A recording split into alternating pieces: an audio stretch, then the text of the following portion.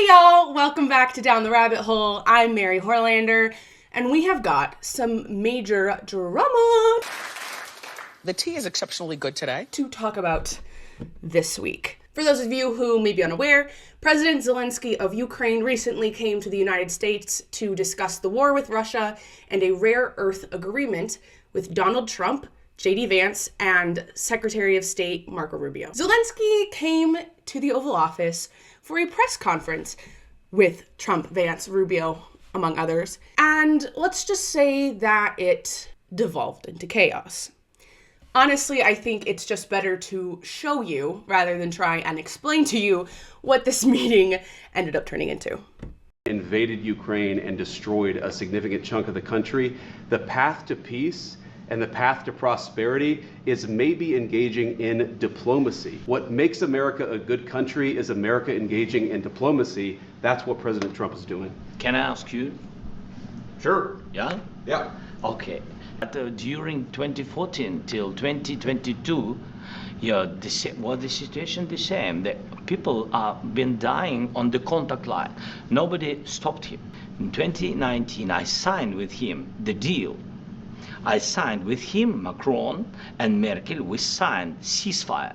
He broken this ceasefire. He killed our people and he didn't exchange prisoners. We signed the exchange of prisoners, but he didn't do it. What kind of diplomacy, JD, you are speaking about? What do you mean?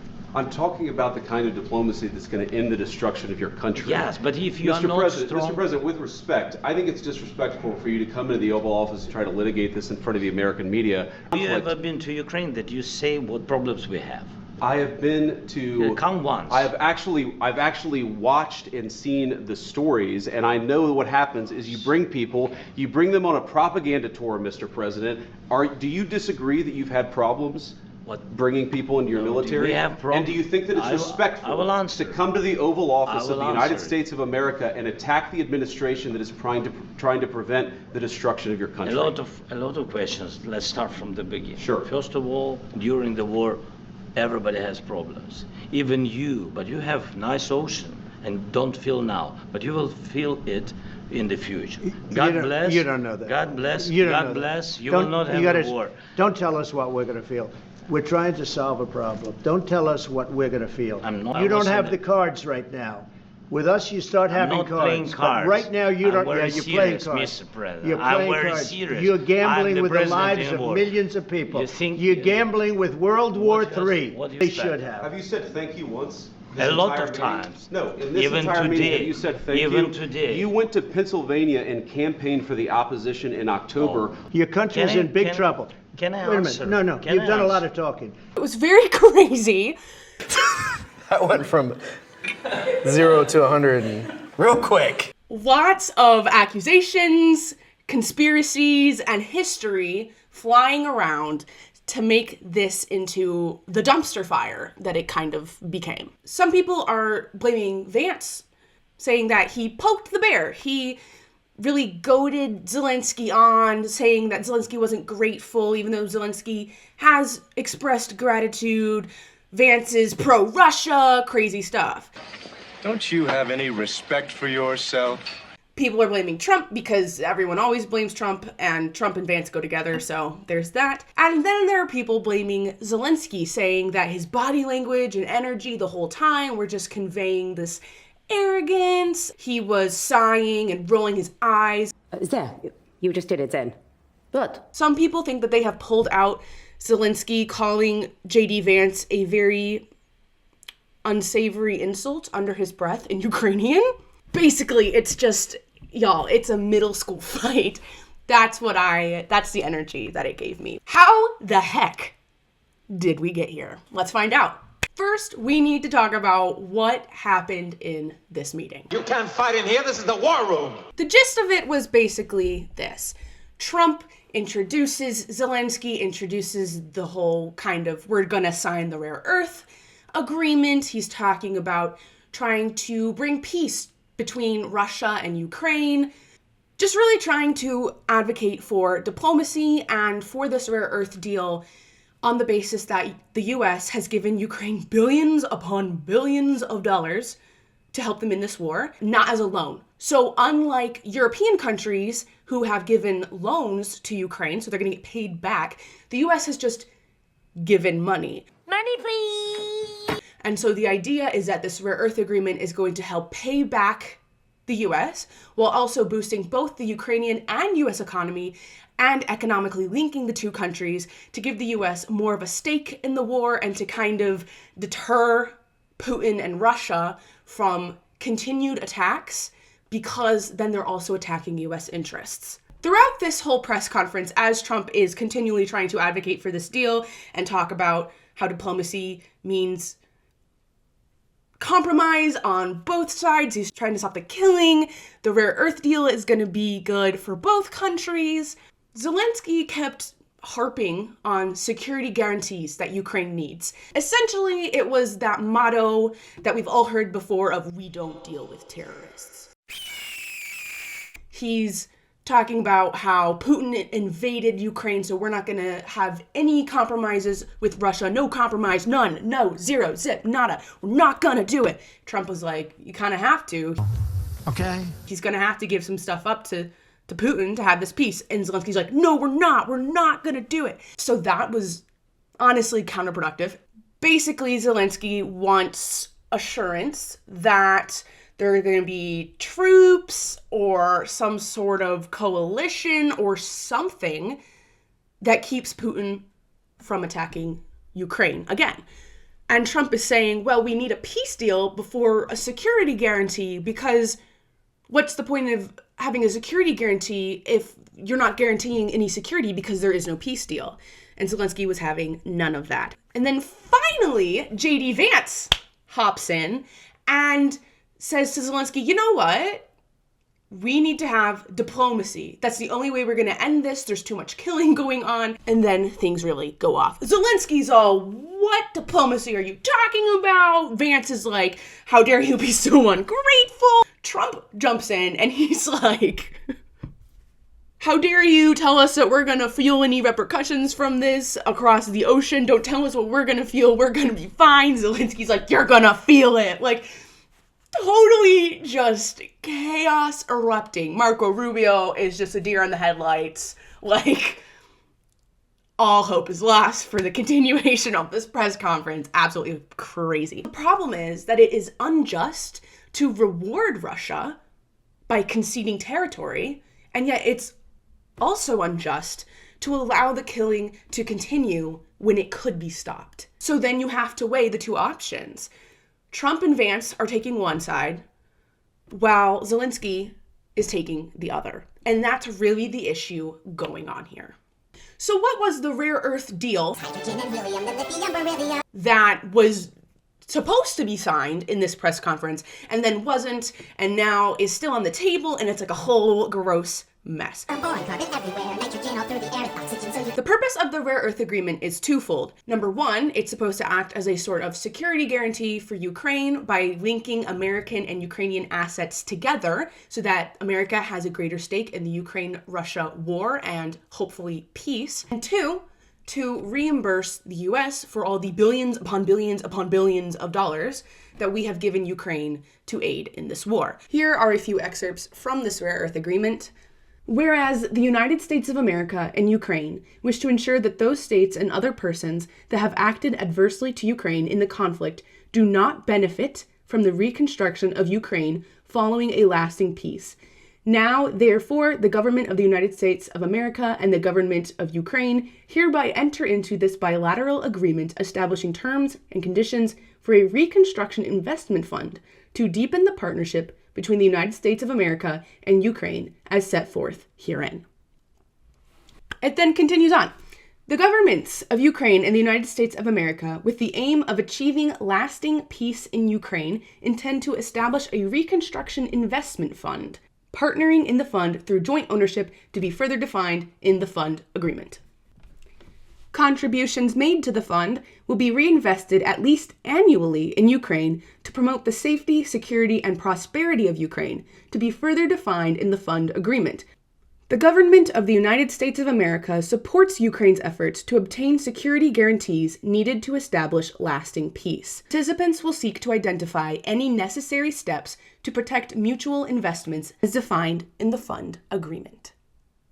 So, the rare earth agreement is in no way trying to take security guarantees away from Ukraine. In fact, it's supposed to help support security guarantees for Ukraine. So the question is, what was President Zelensky on about in that entire press conference that led to such a spat and the potential fallout of this deal? We don't know yet if it's going to be signed. We know that Zelensky has told Trump that he's now ready to sign it. But still, what was going on? Because this rare earth deal is meant to both be a security guarantee and help to secure further security guarantees. So I'm not totally sure why he just kept on beating a dead horse. There are a couple theories behind Zelensky's motives walking into that Oval Office meeting. One is that he was kind of going for a fallout with Trump in order to secure further support from countries in the European Union, which is a very interesting strategy given that the United States has given way more monetary support than these European countries. In fact, these countries in the European Union have spent more money buying oil from Russia during the war than they have spent aiding Ukraine. If you know that that's unequal there, are you going for, we're going to try and get more money from the European Union than they're spending on Russia? It's all just kind of gross and weird. But after the spat in the Oval Office, the UK did come through and pledge more support for Ukraine. So the strategy, if this was a strategy, kind of worked. The second theory is that Democrats met with President Zelensky prior to the Oval Office press conference and convinced him not to sign the rare earth deal without further security guarantees. Now, this is a very interesting theory. We do know that President Zelensky did indeed meet with Democratic lawmakers prior to the Oval Office dispute, including people who are very anti-Trump. However, in this meeting, there were also Trump-backing Republicans present. Senator Amy Klobuchar went to X to post about this meeting. She said, "Really good bipartisan meeting before President Zelensky heads to the White House. We stand with Ukraine. So honored to take part in the hour-long discussion with President Zelensky and Senators Coons, Graham, and other Democratic and Republican senators this morning. There is strong bipartisan support in the Senate for Ukraine's freedom and democracy." For his part, Senator Lindsey Graham posted a video in which he said, "This is $500 billion that will enormously benefit the American economy. Ukraine is the richest country in Europe when it comes to critical minerals. These minerals are necessary for us to compete and win the 21st century economy. President Trump was very excited. President Zelensky is very excited about this economic deal." Apparently, senators from both sides of the aisle in this meeting tried to give a little coaching to Zelensky, maybe told him to suck it up a little bit to Trump, just sign the deal. But Zelensky pushed back. While Zelensky did express gratitude while meeting with the senators, those in the room said he also pushed back, telling senators he needed a security guarantee. A few senators told him to focus on the mineral deal first and return to security later. However, after the little spat in the Oval Office, Lindsey Graham came out with another statement. "I have never been more proud of the president. I was very proud of J.D. Vance standing up for our country. What I saw in the Oval Office was disrespectful, and I don't think we can do business with Zelensky ever again." Very different tune. However, Senators Klobuchar and Coons came to the defense of Zelensky, citing that Trump and Vance were the disrespectful ones. From Amy Klobuchar, answer to Vance. "Zelensky has thanked our country over and over again, both privately and publicly, and our country thanks him and the Ukrainian patriots who have stood up to a dictator, buried their own, and stopped Putin from marching right into the rest of Europe. Shame on you." From Coons, "Every time I've met with President Zelensky, he's thanked the American people for our strong support. We owe him our thanks for leading a nation fighting on the front lines of democracy, not the public berating he received at the White House." Okay. So this is very interesting. Technically, what Vance said was that Zelensky in that meeting had not thanked America and the American people. He didn't say that Zelensky had never thanked the American people. And I also think that in the heat of the moment, words may not have been accurately chosen to express the thoughts that Vance was having. In my humble opinion, it seems that what Vance was trying to get across was that Zelensky needed to be grateful for the rare earth agreement and get it signed and get that security guarantee and move forward with the diplomacy rather than beating a dead horse about the need for security guarantees over and over and over again.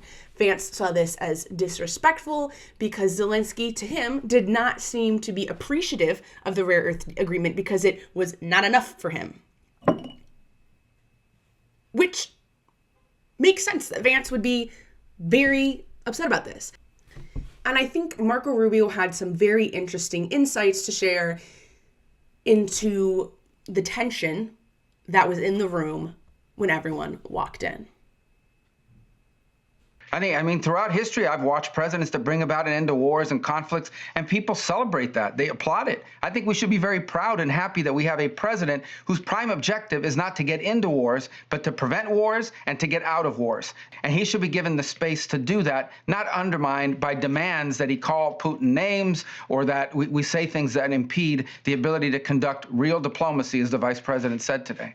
Are you saying that you have doubts that President Zelensky wants this war to come to an end?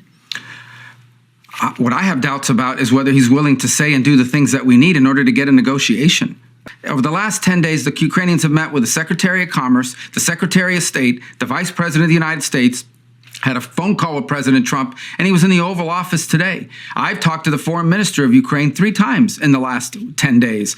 The argument that we're not engaging, but yet you keep reading these press accounts about, oh, well, they're leaving us out. We're not involved. We're not engaged. None of these things are true, and it continues. So all that led up to today in a deep sense of frustration.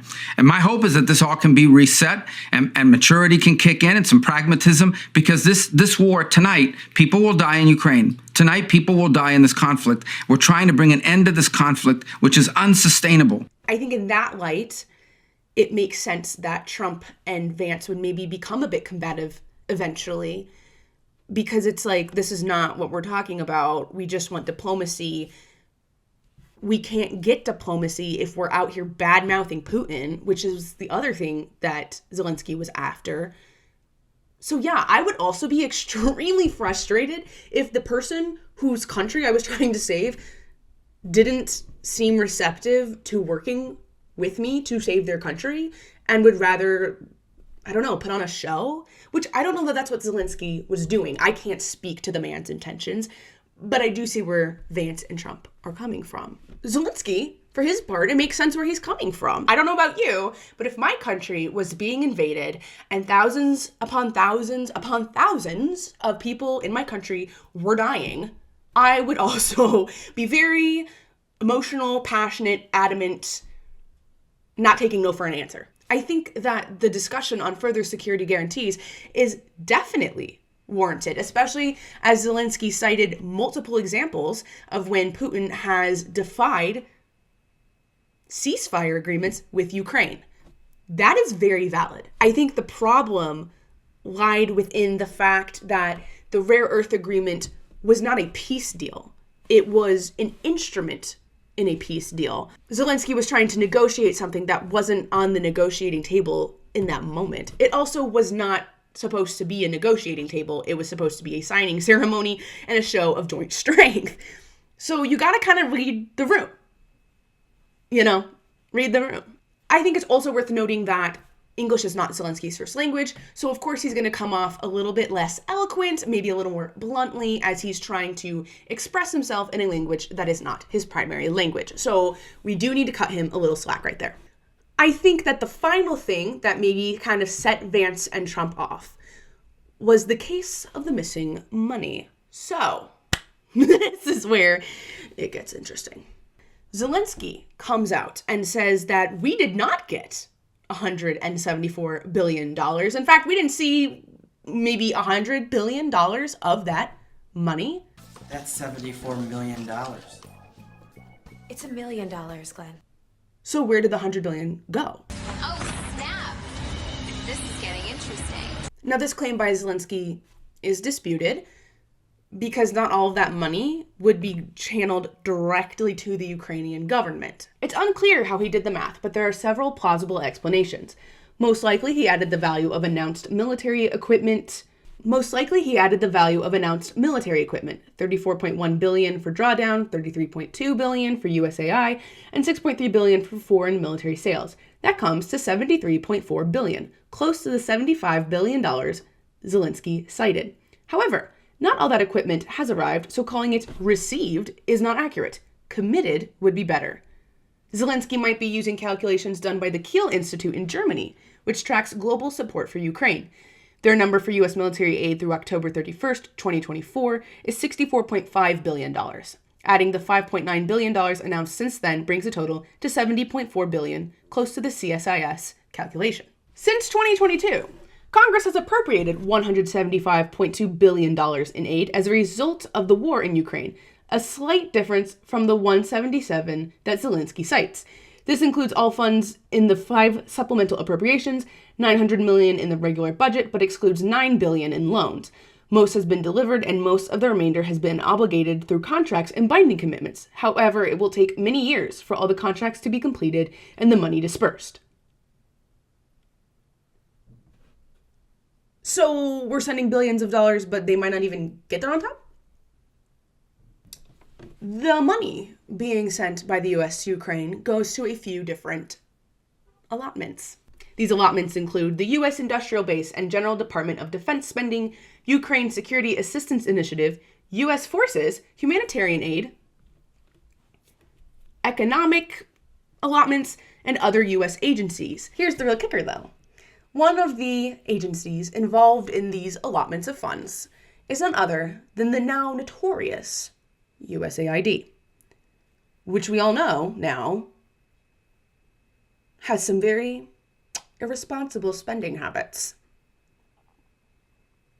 So how much of the money going through USAID is actually getting to Ukraine? I don't know how much money specifically is going through USAID, but we also know that the Pentagon cannot keep track of the funds going to Ukraine.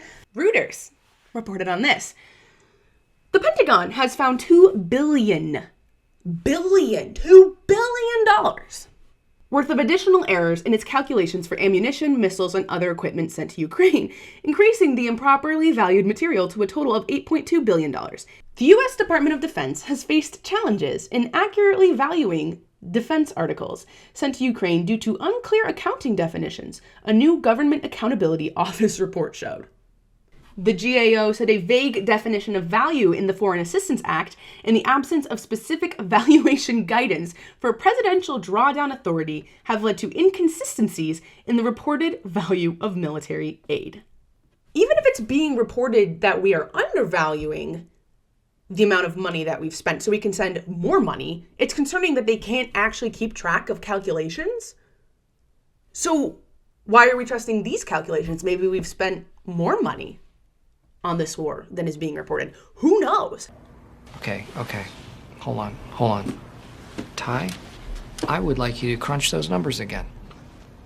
I think many Americans have fallen into the trap that any misappropriated funds, any fraud in all of this war spending is on the part of Ukraine. And that is certainly possible. But I think it's also possible that agencies in the US government are misappropriating funds and participating in fraud. I'm not claiming that there's fraud or misappropriated funds. I just think it's interesting that we cannot calculate how much money we're spending to Ukraine. We can't keep track of it. We don't know. We miscalculated, and then we fixed it. And we're probably miscalculating still and trying to fix it, and it's like a whole gross thing. That's a problem to me. You should know how much you're spending and where that spending is going. So again, the tension is high in the Oval Office when the drama occurs. Now you might be thinking, Mary, what's your take on all this? Well, let me tell you. My hot take is that we are all human. I know, groundbreaking, stunning, and brave. Brava! Brava! Magnifico! But truly, this is an extremely emotional and tense situation, as long as this doesn't become a commonplace occurrence in American dealings with foreign diplomats, I think we're good. I don't think we need to worry about it too much. This isn't even the first time that an American president has gotten into a spat with a foreign diplomat. In fact, it's not even the first time that an American president has gotten into a spat with President Zelensky. It was reported that President Biden, during a phone call with Zelensky, began yelling vehemently at Zelensky out of frustration. So I don't think these conflicts between foreign politicians and American politicians are anything new or even out of the ordinary. So why are we acting like they are? I know this one's caught on camera, but still. We're all human. And I think what we should be focusing on is getting this rare earth agreement signed and put into practice, because it will help both Ukraine and the United States of America. What we should be focusing on is trying to establish peace between Russia and Ukraine so that we can stop the killing. I don't think Trump or Vance really want to make concessions to Russia. But human lives are worth it. At the end of the day, all of this drama is just drama. It's all just talk. Working together to establish peace is so much more important than that.